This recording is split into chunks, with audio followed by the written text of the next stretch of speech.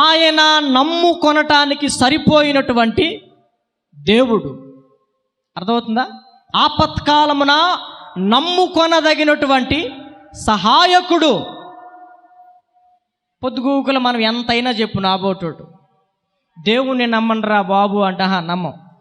పొద్దుగూకులు నేను మా ఆవిడ్ని నమ్ముతా, మా ఆవిడ నన్ను నమ్మిద్ది, మేమందరం కలిసి మా పిల్లలను నమ్ముతాం, మేమందరం మా రక్త సంబంధాలను మేము నమ్ముతాం, ఇట్లా చుట్టుపక్కన వాళ్ళని నమ్ముతాం, స్నేహితులు నమ్ముతానే ఉంటావు.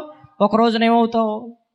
ఆడు మంచోడు కాదు, ఈడు మంచోడు కాదు. నేను అనుకున్నాను, నమ్మకస్తుడు అనుకున్నాను, కానీ అది మంచిది కాదు, ఇది మంచిది కాదు అనే విషయాలు మనకు అర్థమవుతాయి.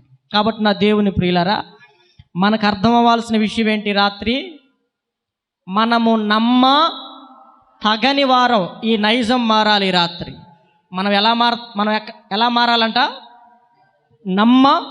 తగిన వారుగా ఎలా మారతాం అనే విషయాన్ని నేను మీకు చెప్తాను. ఇంకా దేవుని యొక్క అద్భుతమైన మరొక లక్షణాన్ని గురించి కూడా నేను మీకు చెప్పాలని ఆశపడుతున్నాను. చూడండి, కీర్తనల గ్రంథం 103వ అధ్యాయం 8వ వచనం.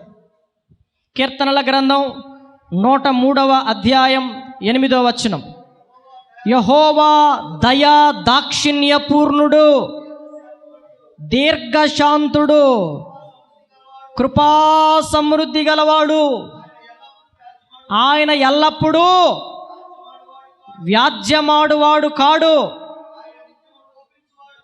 ఆయన నిత్యము కోపించువాడు కాడు. మన పాపములను బట్టి మనకు ప్రతీకారం చేయలేదు, మన దోషములను బట్టి మనకు ప్రతిఫలం ఇయ్యలేదు.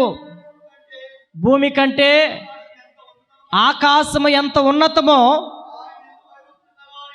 ఆయన యందు భయభక్తులు గల వారి ఎడల ఆయన కృప అంత అధికంగా ఉంది. ఇది దేవుని యొక్క స్వభావ లక్షణం. మన మూలవాక్యంలో చదువుకున్నాం, దేవుడు నమ్మదగిన వాడు, ఆయన తన స్వభావానికి విరోధంగా ఏమీ చేయడు. మనలాంటి వాడు కాదు. అపకారం చేసినోడికి అపకారం చేయటం, కీడు చేసినోడికి కీడు చేయటం మనలాంటి వాడు కాదు. ఆయన మనలాంటి నరమాత్రుడు కాడు. ఆయన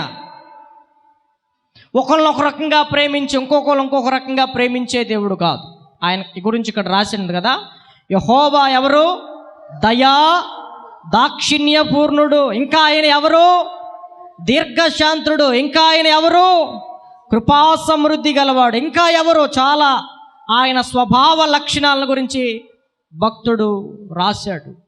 నిరంతరం కోప్పడే దేవుడు కాడు. మన పాపములను బట్టి మనకు ప్రతీకారం చేసిన దేవుడు కాదు.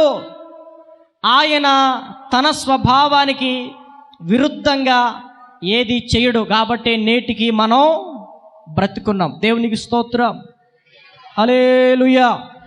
మనలాంటి వాడైతే నచ్చినోడినేమో బతికిస్తాం, నచ్చనోడిని లేపేయటమే మనం.